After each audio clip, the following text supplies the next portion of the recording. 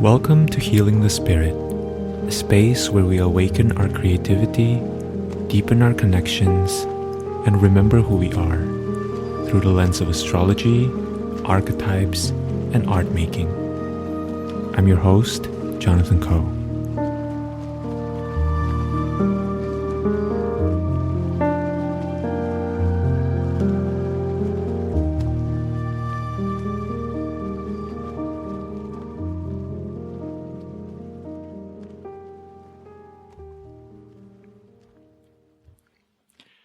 Hello everyone, welcome to Healing the Spirit and welcome to this week's contemplation.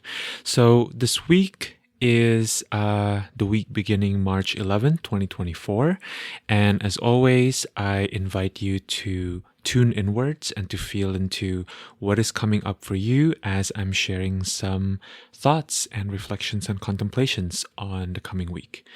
So we have a very quiet week in some ways, astrologically, in a sense that we don't really have a lot of aspects this coming week.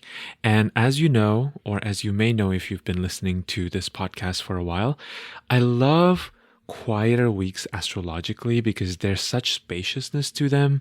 And it also gives me a really potent opportunity to try something new, essentially, to try what it would be like if I play around with the format of these contemplations a little bit. So that's what I decided to do. So let me start first with what's going on astrologically, which is on Monday, March 11th, we have Venus entering Pisces, and then we basically have no other aspects or ingresses. And on Sunday, the 18th, Mercury in Aries will conjoin the North Node in Aries, and then Mercury will enter shadow period, which Mercury will turn retrograde on April 1st. And so what I decided to do for this week's contemplation is to focus on Venus in Pisces. So as you may know, last week we focused on Venus in Aquarius and the last week of the Venus in Aquarius transit. And this week we're going to do a little precursor or maybe a little bit of a forecast around what Venus in Pisces might be bringing up for us this particular round and what we need to know about it. So I decided to do a tarot reading for this one. And I asked a few questions, and so we're going to go through the questions as well as the cards that I pulled together.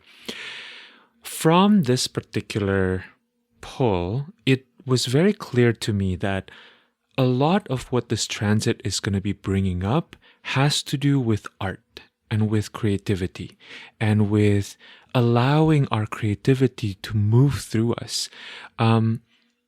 Essentially, this transit is about making art.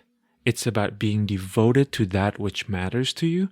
And this is also a reminder that you don't have to be an artist in terms of your title or your signifier, or you don't even necessarily have to resonate with the idea of being an artist, but you can still take up the artist's way, right? And what I mean by the artist's way is this combination of allowing yourself to listen to attune to inspiration, and then to create practices that can make those inspirations a reality, or at least incorporate some of that inspiration into your physical reality, right?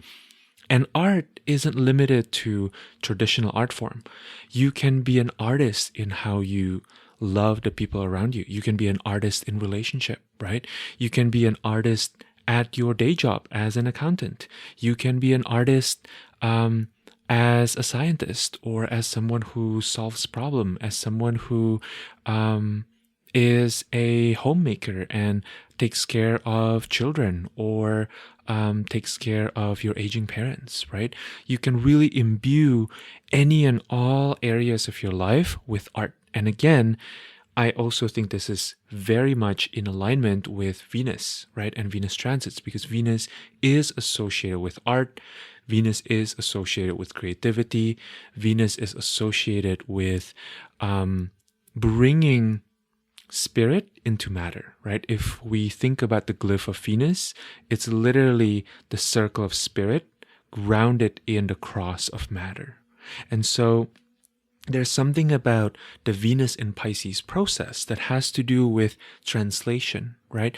With allowing etheric information, etheric inspiration, that which we can perceive but is not yet manifested in the physical reality, to start to take hold, to start to be grounded and rooted in our reality.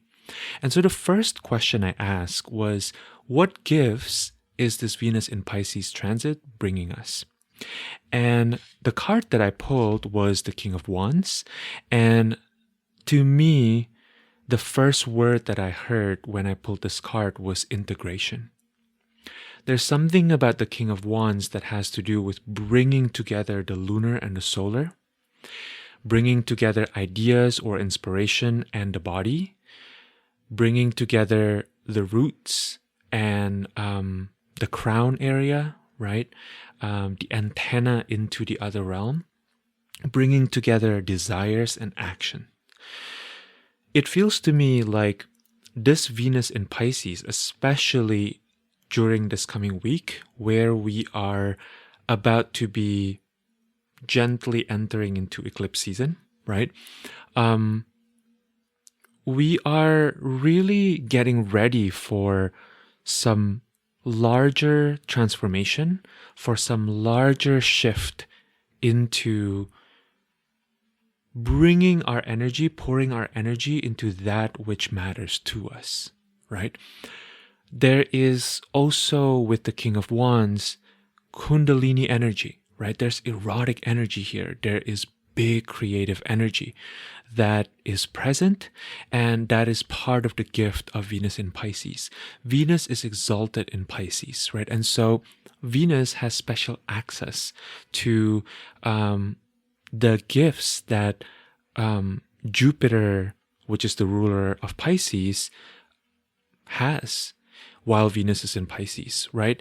Venus, it's very interesting thinking about Venus and the relationship between Venus and Jupiter, because both of them are benefics. And when Venus is in Pisces, Venus gets some of the signification, some of the power, some of the capacity that Jupiter has, right, in order to translate visions into reality. And I think what's interesting about Venus, in contrast to Jupiter, is Jupiter rules Sagittarius and Pisces, right? So Jupiter lives in the mutable, if we think about it, right? Jupiter is interested in the big ideas, in the big feelings, in the Akashic realm, right? But Venus is a planet that tends to be quite corporeal. There's something about Venus that's really connected to making something a reality, right? Venus is about pleasure, and how do we access pleasure? Through our body, right? Venus has to do with children, which again is about disseminating our encoded DNA, right? And creating another being altogether. There's such a beautiful thing that happens when the planet, the force that is inherently excited about creating something, is placed in the realm of possibility of Pisces, right? And so what might you want to conceive during this Venus in Pisces? The energy of creativity is here. And so I think part of what it will look like to work with this gift has to do with not being deterred when you don't see the vision right away. Sometimes when we don't know exactly the form of the dream or the exact ways in which that dream can manifest, we can get demotivated, right? But what I found in the past few weeks to be such great reminders in terms of working with Venus is something that Marie Forleo once said, which is clarity comes from engagement, not thought, right? And I first heard this quote from someone named Aaron Rose, and I caught it as clarity comes from action, not thought. But actually, the quote from Marie Forleo is clarity comes from engagement, not thought. This is so interesting in my opinion because engagement is slightly different than action, right?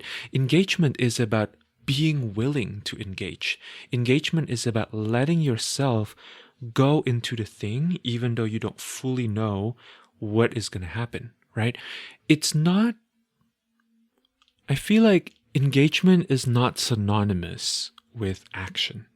There's something about engagement that is perhaps more expansive than action. When we think about action, we think about steps, right? We think about tangible ways that we get from A to B, right?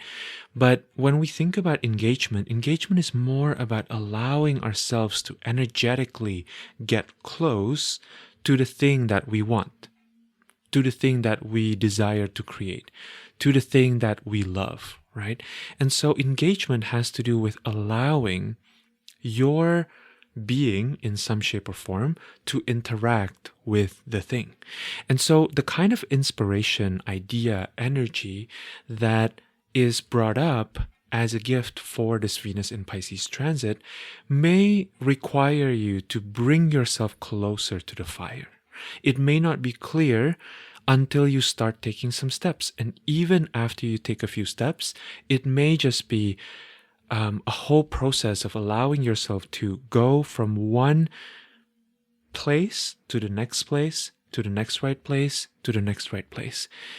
King of Wands is about allowing yourself to be led by inspiration, right? Rather than contorting or controlling inspiration, this is about letting yourself be led and maybe even being surprised a little bit.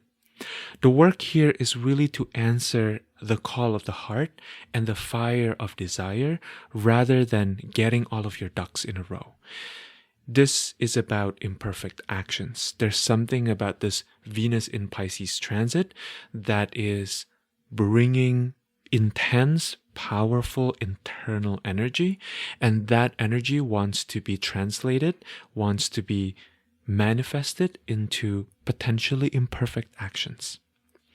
The second question I asked was, what challenges might we face during this Venus in Pisces transit? And so the card that I pulled was the Four of Wands, and the challenges that are brought up here are multiple. I was really feeling into and seeing multiple potential challenges. So as you're listening to this, feel into which ones may be familiar to you, right? Which ones are patterns that you know you tend to get into. So the first challenge is reverence. And this is interesting, right? Because reverence is quite a positive word, right? Reverence means respecting something. Reverence means holding something or someone in high regards. But when reverence becomes a challenge is when we respect something so much to the point of not even touching it or not making the move, right? This is interesting because I think we need to walk the really subtle balance between knowing our limits and deep, honest self-knowledge versus fear masking as perfectionism. It's very hard to tell. Sometimes, to be honest with you, this is not something that I personally have access to in the moment. Very often, when I'm in a space of just feeling really reverent towards something or really respectful towards something or someone to the point of not wanting to even touch the thing, there's some sort of resistance there, in my opinion. or based on my experience. And resistance is not always bad. We're going to get to that in a second. But resistance to me requires engagement. When there is resistance coming up, I'm not saying override your capacity and break down the walls of resistance at all costs, right? I don't think that that is a helpful move. But rather, what can be a really helpful move is to get curious and to start poking around that resistance, right? What is that resistance tied to? What are some of the assumptions? What are some of the beliefs that causes the resistance? And sometimes in investigating that, you may not even come to the conclusion that you are supposed to relinquish or release or dissolve your resistance, but rather you may come to an awareness and an understanding that perhaps the situation in front of you is not as stuck as you believe it to be. And so one of the ways that reverence can be a problem is, for example, I'm a musician, right? And so I obviously have my own bank of references of musicians that I love and appreciate and whose works mean a lot to me.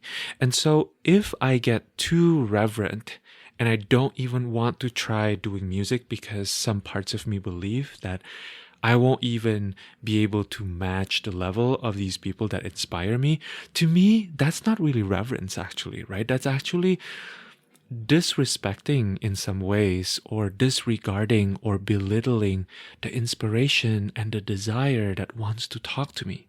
And so how can you allow yourself to maintain reverence, right? And allow that reverence to be something that roots you into humility, rather than be something that prevents you from action and from trying. The other challenge that can come up with the Four of Wands is approval. And this is so funny, right? Because all of us have been there before. We are so afraid of what other people might think, or we really care a lot about another person's approval when we are creating something, or when we're launching something, or even when we're in the process of just making the thing, right? Like how many of us, especially when we have artistic practices, have this voice inside our head that says, oh, that's never going to be good enough, right? And you need so-and-so's approval, you need to be chosen in order to be able to do the thing. And to me, this is like so funny, right? Because what is approval anyway?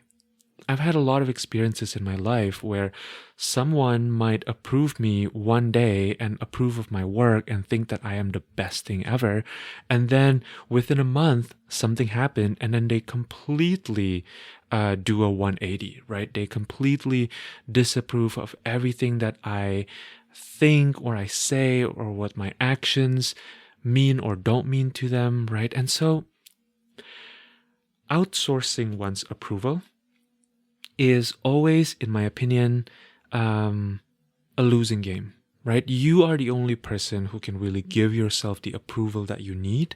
And so if you find yourself going out there and trying to find other people to approve the direction you're going into, at the very least, question it, right? Question why am I needing this approval? What makes me think that this approval will bring to me?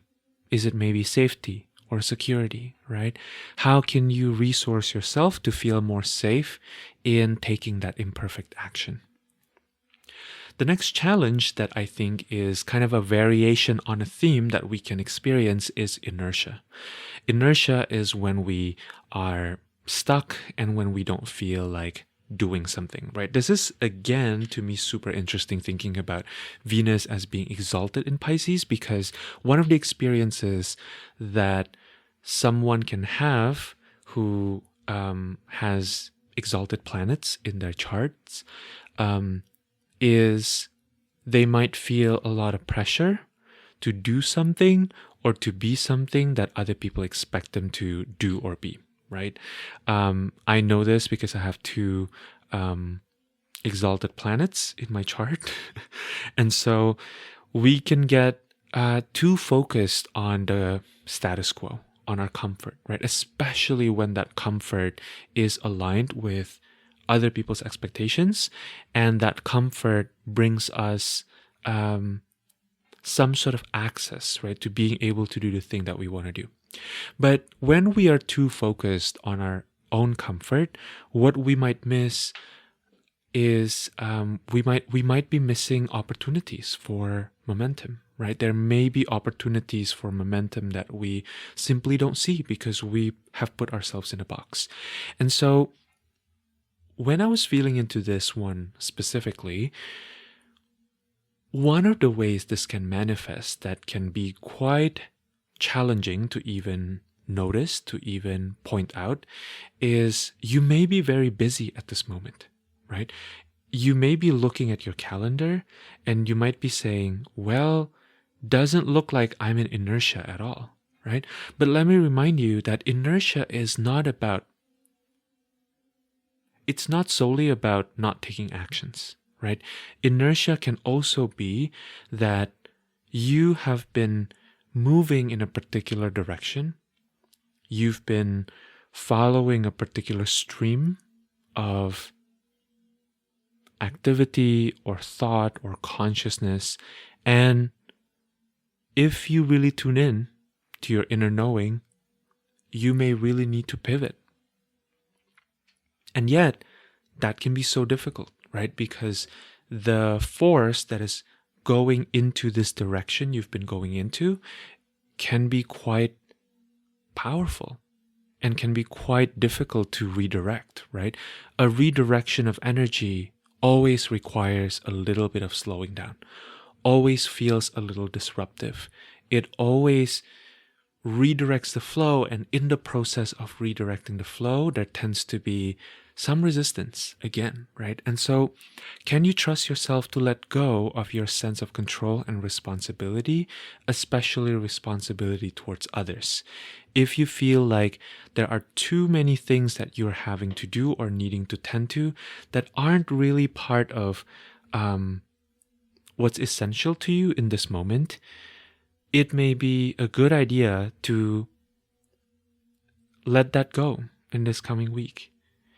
And sometimes this is very hard, especially if you are someone who's been conditioned to believe that their self-worth is dependent on how reliable they are, right? And so there's an invitation here to navigate this with skill.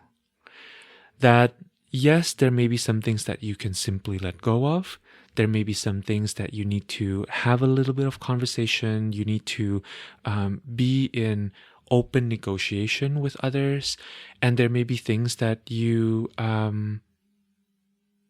totally can't get out of, right? And so either way, giving yourself the chance to be aware of your own pattern, your own flow, and to investigate whether that flow is in alignment with what you want to do or the life force, where the life force energy is taking you, I think can be really helpful.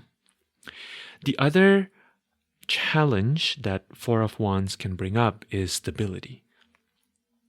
What I mean by this is that maintaining stability might be challenging when King of Wands energy is here, right? And so when we think about the gift of Venus in Pisces being this powerful, fiery energy of the King of Wands, right? This Kundalini energy, it may be that finding stability and finding balance is difficult, right? This may not be a time to strike a balance. A few weeks ago, I spoke to an artist friend who was telling me that they were creating art around the clock and they weren't getting a lot of sleep. And I'm not necessarily advocating for us to throw away all balance, but this is kind of the vibe that I'm getting, that there's a certain kind of intensity that may require us to surrender to it, right? And so balance may be really difficult in moments like these. And so if you are a person who cares about making sure that balance exists in your life, you may want to preempt this lack of balance, right? But maybe scheduling some time to care for yourself. Maybe scheduling some time to disconnect. One of the ways you can do this is maybe to set up an appointment, with a friend that you haven't seen for a while, that will be able to get you out of the flow that you have currently been in, right? So, as an example, let's say you're a writer, right? Or let's say you are, let's say you're a writer. You may want to schedule a call, or a hangout, a coffee date with one of your friends from one of your previous corporate jobs, right? Because in giving yourself that space and that spaciousness to get out of the grid that you have been tolling away at, you might find that you get some new inspiration, right? That the point of balance to me is to create additional space so that you can see things from a new perspective. At the same time, you might want to completely release any expectations of balance, right? In my own experience, sometimes making myself or forcing myself to have balance actually makes it harder to tap into some sort of sense of balance, right? And then the third question that I asked the tarot was, what might be challenging for us to see or to access during this Venus in Pisces transit? So essentially, this question is about what's hidden from us, right? During this Venus in Pisces transit, what might be obscured in our perspective that can be helpful for us to know nonetheless. The card that I pulled for this one was the Knight of Cups. And when I think about the Knight of Cups and all knights in general, I think about forward movement, right? Forward movement may feel difficult in this particular season. Considering that we are also approaching eclipse season, you may find that things seem quite zigzaggy, right? I heard this really funny phrase that I had to do a double take on when I pulled this card, which was, there is no Prince Charming. I heard there is no Prince Charming, and I asked further, what does this mean? So my sense of it is that ideals don't exist in form. It's nice to have high standards. It's nice to have dreams. But my sense is that this transit requires us to be quite experimental. This again relates back to the King of Wands, right? That it may be important for you to remember that what you want is actually possible. You want the thing because your heart, your spirit, your body already have access to the feelings that you believe the thing you want will get you, right? Don't let your mind fool you into believing that what you want isn't possible. And at the same time, you may also need to practice being a little bit flexible. Because oftentimes, when we want something, what we truly want is the feeling, the sensation, the whatever thing we believe we're going to get when we finally get the thing we want, right? And so, it's important to be open to how you might be working on something and you might be putting a lot of your energy into this endeavor, and then it might actually revolve or spiral into something else, right? And in those moments of us having put our energy into something that maybe starts to evolve into something else or abruptly gets redirected into something else, we might get quite upset, right?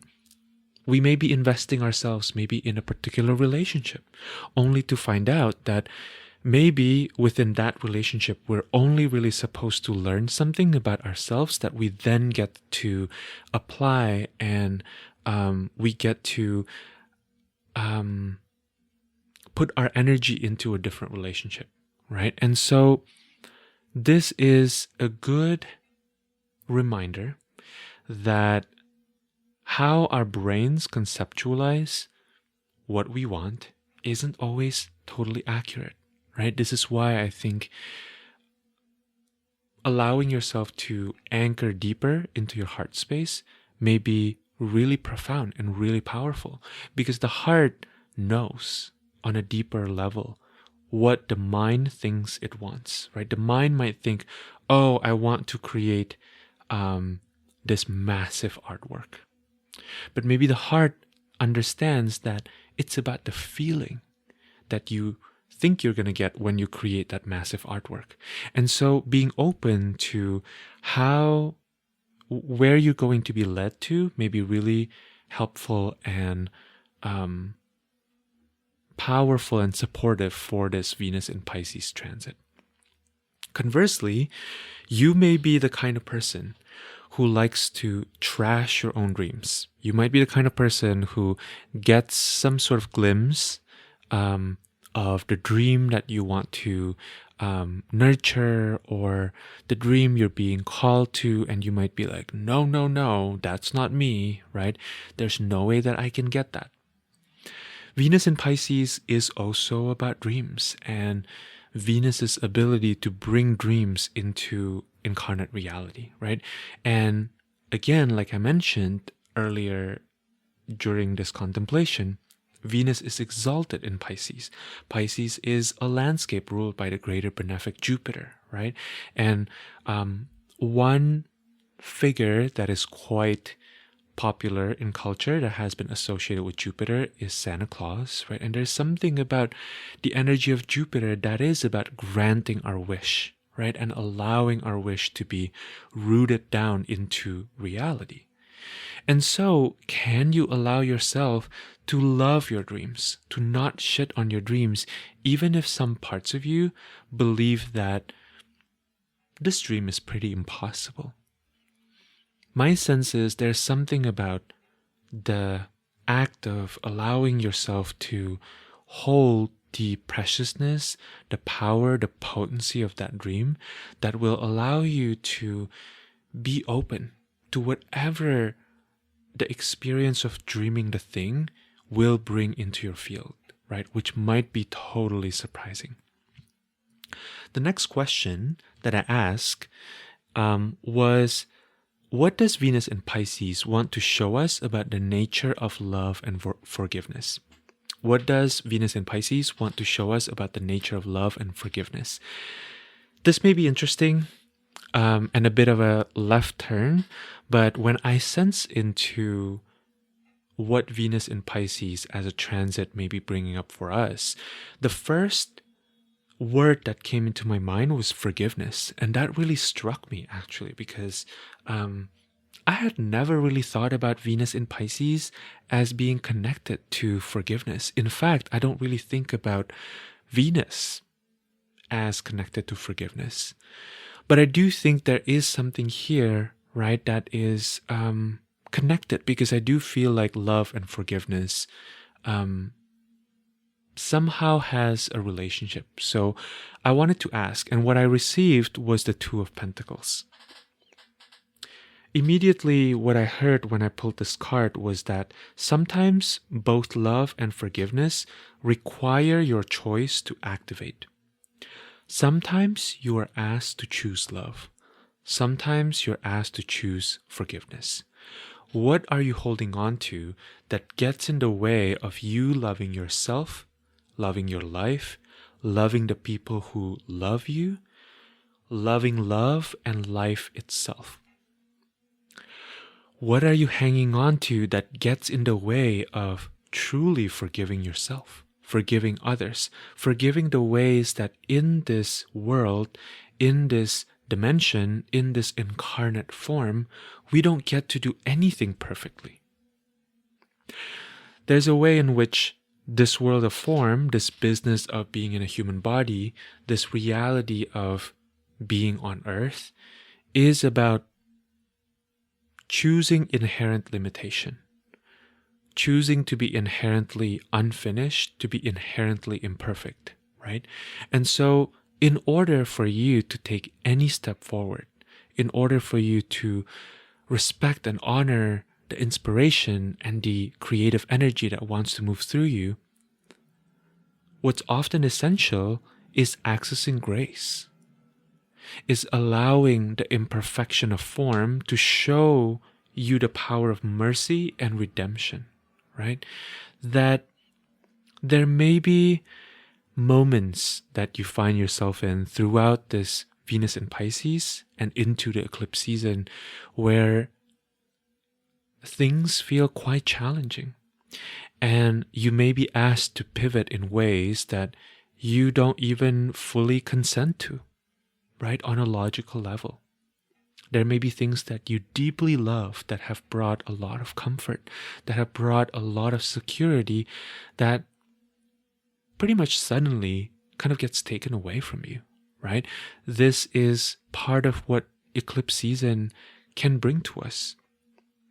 And so, can we allow ourselves to forgive life for experiences like this, for experiences that may forever change our relationship to our innocence? Can we forgive life for taking things away from us, right? And to trust that in that change, in that shifting, there is a gift. And so that brings me to my last question, which is, which archetype serves as our anchor throughout Venus in Pisces? So what I mean by anchor is really an archetype that we can come back to over and over again, that when we feel lost or when we feel like we are needing a teacher, we can look to this archetype for inspiration, for grounding, for some sort of holding, right? And the card that I pulled was the Chariot. This was the only major arcana that I pulled for this reading. And so this is interesting, right? I always take note when maybe there's only one major arcana in a reading. What I heard when I pulled this card was to keep going. Chariot is ruled by Cancer in the Golden Dawn Association. And immediately when I saw this card, I felt my solar plexus area activating, my belly area, right? My hara. Venus in Pisces is not an archetype I normally associate with movement.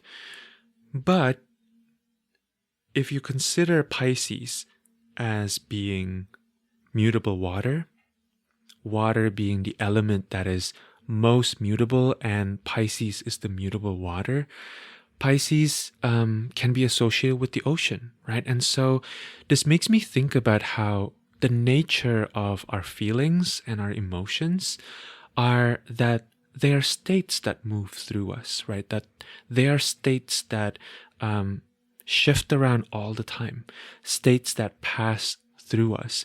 Like water, they go in and they go out, right? And so this reminder from the Chariot card to keep going isn't about spiritual bypassing, right? It's easy to think, okay, my emotions just pass through me, so all I need to do is just meditate my emotions away, right? That's not really what I'm saying here. What I'm saying is that there are spiritual tools and awarenesses and perspectives that can help us reframe and understand the reality that things are cyclical. Nothing stays the same forever, right? Things are always moving and transforming, releasing, but that energy gets transmuted into something else, right? The nature of life and the nature of form itself is cyclical. Things get recycled. Nothing, no one, no being gets out of here alive. And yet, even in death, we continue to move and we continue to yield our current form into other forms, right? Even in death, we become nutrients for other beings. And by we, I mean all of life, all of creation, really including the non-human here, right? One of my favorite references for this is a video that one of my teachers once showed me of whales dying. So I believe this was when I was learning from Marika Clymer, and she showed us this video of what happened to whales when whales passed away. So whales live for approximately 75 to 100 years or so, right? And then after the fall of the whale or the death of the whale, the carcass essentially drowned into the bottom of the ocean, right? And became food, a source of nutrients for the rest of the ocean ecosystem for another 75 to 100 years, right? This is incredible, because what if all death that we experience are actually nutrients for the next chapter of our lives? What if every relationship that has had to transform gives us what we need to be able to enter into other relationships with more experience, with more wisdom, with more maturity? And so, to align with the understanding that life is constantly moving, is to align with the understanding that when we feel stuck, chances are we are in resistance. Resistance happens when we expect reality to be different than what it actually is. Resistance happens when, instead of surrendering, properly calibrating to what is, we try to fight the season of life that we're currently in. So I want to end this reading, this contemplation, with a small example from my own life. So last week was my birthday, and it was a very challenging birthday in some ways. I woke up and I felt not amazing. I had been not feeling amazing for a while. There have been some things that bother me, and I didn't fully know how to clear it. I think in hindsight, I wasn't fully ready to see the period I have been in. And so what was interesting was throughout the day, throughout my birthday, I continue to ask for guidance, right? I continue to ask, how do I be with the state that I'm in? How might I contextualize this better? And so on my way to dinner, I was listening to something created by Aaron Rose, who is someone whose work has been nourishing me in this moment in my life.